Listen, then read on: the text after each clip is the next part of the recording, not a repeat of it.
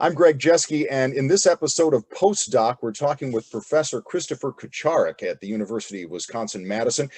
Chris is the department chair at the Department of Agronomy, as well as I have a lot of different titles having to do with environmental studies and climate research. Chris, thanks so much for being here. Thank you. Appreciate being had. Yeah. Last time we talked was for my documentary, Our Wisconsin, The Climate Change Effect. And at that time, we were in the middle of some real wet weather. As we talk here on the 16th of June of the year 2021, we haven't had any rain in this part of Wisconsin for, it looks like, coming up on 3 weeks. Tell us where we stand that way. Yeah, unfortunately, not good news if you look at it from a ranking standpoint. If we just look at Madison itself, the first 15 days of June have been the warmest ever on record, and those records go back to 1869. The amount of official rainfall at the airport is 0.1 inches, which is the third driest start to June to this point ever also. What is that? Let's start with the temperature. What are those high temps in that long period? What have they done so far to farmers and for agribusiness? Yeah, well, even, if we back up even a little bit into spring, things actually started off pretty good for farming this year, which, as you mentioned, was a nice change given the wet decade we had basically gone through in the 2010s, which was the wettest on record in Wisconsin. They had great conditions. It was a bit warmer. It was definitely drier than normal. They could get out. They got their crops in a more timely fashion, and we're generally, pretty happy, going into June. But unfortunately, that combination of, heat plus the lack of rain has really accelerated, evaporation of water from soils. The problem too going into the growing season right now is that because we were running a deficit during springtime, there wasn't a lot of soil moisture stored, deep in the soil profile. So normally, a little bit, a 2 or 3 week dry period at the beginning of June isn't typically something farmers would get too excited about.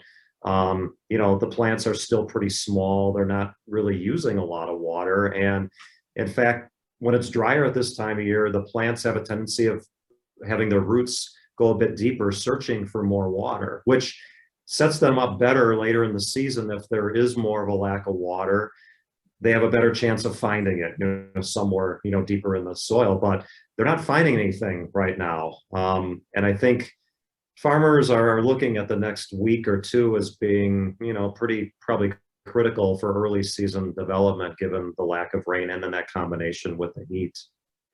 The wet decade that we just got out of, as you mentioned, Chris, sort of set the water table high. There are a lot of fields that suddenly had standing water in them year round that didn't have that before. Does a dry spell like this do anything to sort of aid that part of things and maybe bring the water table, the aquifer, down some to our benefit? Yeah, I think there is some of that going on, but I think unfortunately having, how many years out of the last 10 that were setting records for total amount of annual precip. I forget what the stat is. I think 4 of the top 7 years all time were since 2013, in this part of the state.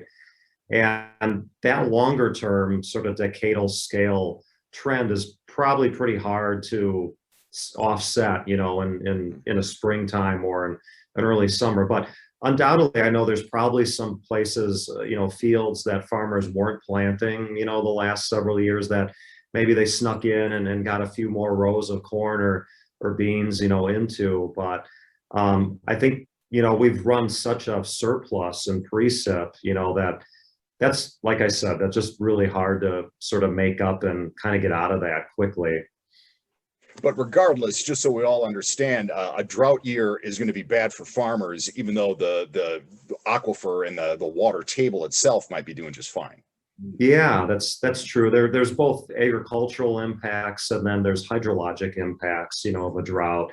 And right now there's both some short-term and long-term effects because we've been running below normal precip across, most of the state of Wisconsin dating back to last fall. which was unusual. We had a series of months where we were actually below normal for precip and then not above normal, which was more of the trend we were used to. And, that has an impact on, what we would say, levels of streams and rivers, sort of what capacity that flows are going at. I know parts of the southeast of the state are running at about 25% normal flow. So, that's an important effect too. But, getting back to the water table and that, there will be, farmers who benefit from that higher water table in a year like this. That's if the crops develop and grow as we want them to, because in some places, in some fields, those plants will actually be able to access that groundwater to some extent. We call that a subsidy. And so there's sort of this adage in, I guess, hydrology and eco-hydrology. There's the Goldilocks principle. You don't want the water table too close to the surface, because then you have flooding and roots don't like the lack of oxygen. If it's too deep, plants can't extract any or benefit, during a dry period. But if it's kind of in between, not too shallow, not too deep, there's sort of an optimum, maybe around 3 or 4 meters, let's say 9, 10 feet below the surface, where some of that water can, come closer to the root zone and be a benefit. So there might be some places that have been traditionally more wet right now that are doing a bit better because it has dried out a little bit. But yeah. Mm-hmm. Okay. I want to talk about the COVID year, 2020, and we had heard some reports. I read a few things that the fact that so many people weren't driving because they had stayed home and were telecommuting, especially to work, allowed for an environmental improvement. Any truth to that, and anything substantial that you know of? Yeah, I think what I know of best is from some of the largest cities, that foreign countries. I'm thinking of places in China, maybe India also a little bit, where that generally just lack of, activity really did clean up the air in some of those places where, people, I think we're seeing blue sky, clear blue sky for the first time in a long time. Around locally here, I'm sure that there were probably some impacts, but I haven't seen too many published studies or really anything in the news to this point about it. And I think if you look at sort of that activity statistic that, I forget in our state if it's the Department of Health, Human Services, or whatever, puts out sort of an activity of what people's movement is. And I think they're using cell phones and things like that to track that. We kind of hit a dip, right after March of 2020, and everybody, was under the stay at home, and then things, kind of recovered, after that. So I don't know if it was long enough to really induce an impact, and it happened during spring when typically air is probably a bit higher quality than we have during the heat of the summer. When we first talked for the documentary about 5 years ago now, Chris, erosion and the extreme nature of the weather we were getting was really sort of that hit home point for climate change here in Wisconsin. What have we seen here over the past 4 or 5 years in regards to that? Yeah, well, it hasn't gotten better. As we've talked about, the rainfalls and the extreme events were still coming. People might remember the August 2018 event in the west side of Dane County, which was really catastrophic from a flooding standpoint. Those type of events are still happening. They're still happening in a higher frequency that goes along with what we expect from a changing climate. But I would say there has been a shift in people's awareness, and particularly the agricultural community, as well as the state, in trying to figure out ways to fix this or do something better. And I would connect that to also to a lot of the water quality issues that have been happening, due to increased erosion, soil, sediment, phosphorus, coming off the landscape, going into our water bodies, like the Yahara lakes, as well as leaching of nitrate into the groundwater. People might remember that Governor Evers had declared, I forget which year it was, but the year of clean drinking water, as a way of putting, a focus on that we've got to do something and, to combat a changing climate, more rainfall and more stuff just getting into water. Chris, anything actually working out there? There's as always, there's a lot of talk and there are some ideas, but what concrete can you tell us that has been happened or that we can see happening that will actually have some effect? Yeah. Well, we do know that getting more perennials, grasses into the landscape, sort of mixed in, increasing the diversity of the landscape is going to help. I think part of the problem right now is trying to induce that transformation in agriculture to get away from their traditions, things that are being grown that farmers might receive subsidies for, in bad years for what they're growing, and pivot away from that and kind of go back to what the landscape and management may have looked like 150 years ago. Cows roaming the landscape, grazing on grasses, less row crops, less land devoted to growing, feed, from crops for animals, and putting more grasses in is really a win-win, both, from an economic standpoint as well as an environmental standpoint, because of the things that it can do for holding soil in place, sequestering carbon. Those are things that we know and are just trying to figure out how we get a higher adoption rate to get farmers to pivot away from what they're most used to and what they feel isn't risky, although what they're doing now actually carries a lot of risk to them, unfortunately, due to the variability in weather and things that, is it a drought year? Is it a flood year? Is it too much heat? Things like that. And there is one other area too, would be cover crop. Yeah. Cover cropping, putting some type of a crop in after the summer crops are harvested in fall. So, it might be something like rye or wheat or triticale. And there's a whole variety of different types of things that a farmer might try to plant to just get something green and growing before winter comes. The only problem that we face is that we have a shorter growing season here, and that time between when the crops are harvested and when it gets really cold is pretty short. And in some years, a cover crop probably isn't going to do very well. It won't take hold. But we still think there's promise in that. And if climate continues to change and falls become warmer and growing seasons get longer, that might be a perfect opportunity to see more cover crops in the landscape and then provide those benefits. That growing season is something we talked about in the documentary as well. And I realize 4 or 5 years really isn't a long enough time probably to chart anything substantial, but have we seen any sort of noticeable increase in the growing season, or is that still too incremental at this point, do you think?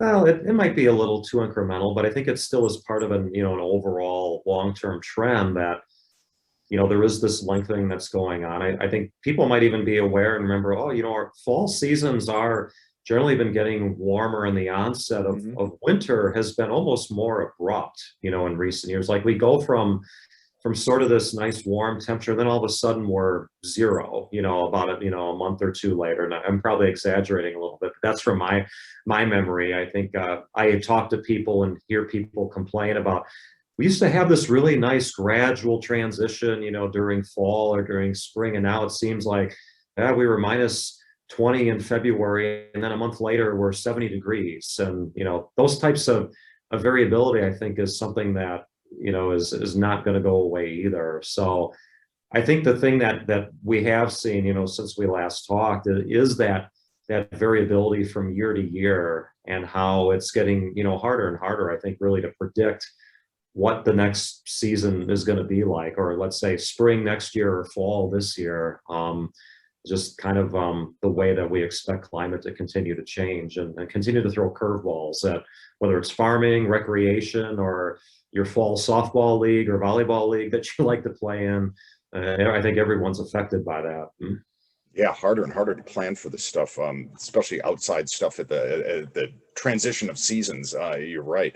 As we mentioned, a lot of your work involves environmental studies. So I wanted to ask you about any research or research findings that might have developed over the past 4 or 5 years that you can tell us about. Yeah, I think we've been focused a lot more on water quality issues and how this nexus between the changing climate, putting a lot of nutrients on the landscape, and then having that impact water quality, unfortunately. And some of the places in the state that we've been doing field work is in the Central Sands region, where, heavily irrigated region, potato, vegetable agriculture puts Wisconsin in the top 5 for production of a lot of those types of food crops. But it's getting more challenging for them to control the nitrogen, keep it in the root zone, so to speak, instead of having it, leach out through and make it into the groundwater supply.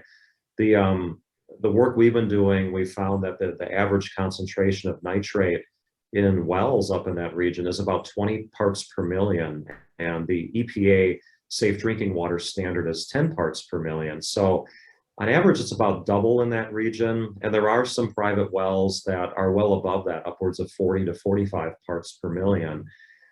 But, that's a problem. And, they're trying to grow these crops on sandy soils. Sand does not hold water or nutrients very easily. And, we're seeing that as the frequency of the heavy rains begin to escalate with a changing climate, it's going to just get more difficult for those farmers to control and keep that nitrogen where it needs to stay. And so there's not really many easy solutions that we've, come up with at this point. I mean, you want to support farming in that region. It's very important economically, not only to their livelihoods, but to the state's economy also. You can't just go in there and say, well, you need to stop growing these crops. That's kind of a non-starter, obviously. So we're just going to keep working and try to identify whether we can back off on fertilizer being added. Will some of these cover crops, work in a situation like that? And I must say that the farmers there in that region, as well as other regions of the state, are very open and willing, and they want to help find solutions. They don't want to drink, polluted water either, and they definitely don't want to be contributing to the problem. But we do have to support them, and I think society has some tough questions to ask. Put a value on something other than food. Maybe we should be supporting farmers to provide clean water, and maybe the value system needs to change, and we have to offer better economic incentives, for them to do different things. That's an interesting thought, because you're right. I mean, ultimately, if we can't come up with solutions to the physical, the biology or whatever of what's happening in the ground, then yeah, we have to bring it back up here and go, okay, think about it differently. Exactly. Yeah. I think those are some pretty difficult discussions and, I guess decisions. Either it happens through policy decision making, at a regional or state level. I don't think from a federal level you're going to see things happening. I think, states individually have to take control of the situation. And yeah, people have to understand that there's a variety of what we call ecosystem services that we derive from landscapes. It's not just food. It is clean water. It's mitigation of flooding. It's carbon, being stored in soils that helps, mitigate a changing climate. And, we're getting closer with carbon sequestration. There are some programs that are paying farmers to adopt different practices that sequester carbon for long time periods there. But I think the clean water one is the one that society has to come to grips with and say, hey, if you want cheap food, it comes at a cost, with water quality. And, you may have to pay a little bit more, for some of these products. I think, people have seen the shift with organics, and, you go to the store and you have to pay, obviously a little more for something that's grown or produced organically. But I see kind of a similar shift that might be needed, to combat some of these other problems like water quality. You kind of led us down this path, Chris, and I'm not going to get all political, but I guess the one aspect of the politics of climate change that I wanted to throw out to you was, when we talked 4 or 5 years ago, things were pretty hostile. Just in terms of the pushback and the denial of climate change by a number of people. Where do you feel we stand now in terms of acceptance, in terms of your work and support for it? Yeah, well, I think there's some good things and some things that have sort of stayed the same. And I think we have learned that people who form an opinion, about climate change, feeding them more data and more information doesn't necessarily get them to change their mind. In fact, it can work in reverse in certain situations. They dig their heels in a little bit more and say, hey, I don't want to, listen to this. I formed, I understand it. I formed an opinion, but I think the shift that I've seen really is with the farming community becoming more concerned because of they are being impacted more and more. And this isn't the same as what I heard probably a decade ago. Like, we've always dealt with weather variability, the droughts or the floods. Farmers can probably withstand a flood or a drought once every 15, 20, 25 years. But when it's happening every year or every other year, that's not something they can deal with. And I think they're realizing that they maybe aren't really interested in, or knowing about, well, what is the cause of the changing climate? We know it's changing. We know it's having an impact on them, and they're looking for solutions. How do I adapt and make my ecosystem, my farm, my family's livelihood, the future of the previous 5 generations of connectivity on this farm? How do we make this more resilient and able to keep going? And a sad statistic across our state, particularly with America's dairyland, is we've been losing like 1 to 2 farms per day, over the last several years, due to the economics. And, a transformation in the system is really needed to adapt to that changing climate. So, I think there's still some of the same feelings present there, denial. I'm not really sure about this. I don't believe that humans are responsible for that. I'm not sure that's ever really going to go away. Unfortunately, from a scientific standpoint, how, I feel. And so I like to talk to people about weather variability, maybe not use those terms, like changing climate. It sometimes evokes a certain response, in people, unfortunately. So even I think the scientists might, modify their approach and take on the problem a little bit to get people to understand a little bit more. It's not that everybody's going to warm the same amount, it's really the amount of variability and the change and trying to deal with that presents big problems for society, whether it's farming, flooding in your basement, recreation across the state, things like that. It almost sounds like before the politicians sort of get on board, enough constituents are going to have to. And you mentioned the farming community. They're the ones affected directly, and it might have to build literally from the ground up that way before the policy changes can take any effect. Yeah. And I think it is a little bit. I mean, where are farms located? They're located in the rural areas. They're located in districts that lean, Republican. And I think those legislators are hearing more and more from their constituents, and particularly the farmers, like, hey, I'm not doing so well here. I'm getting too much rain, or it's not enough. It never comes at the right time, or my soil's washing away, or I've got a groundwater table now that's flooded out 20% of my acreage. What can we do about this? Yeah. So there's tough questions being asked. Good. Hopefully we get some answers here that move us forward on all of this. I think this confluence of the farming community and the rural areas being impacted is going to help sort of instigate a change, hopefully. I know they're very afraid of more regulation. It's not just what the changing climate is doing to them. It's like, okay, if like we have a water quality problem and the DNR is trying to adopt a different or a rule, and it's NR 151 is the one that handles nutrient management and sort of tracking across the state. There's some regions like the Central Sands that the current modification to that rule, they are going to have a hard time meeting that in terms of, and that's why I'm fearful for them, because there's a lot of pushback on that right now from different ag communities. I don't think that will pass joint finance. I think it's kind of dead in the water for this time around for obvious reasons. But at some point we got to do something, and I don't know what that is. Maybe it's putting a tax on fertilizer, being applied.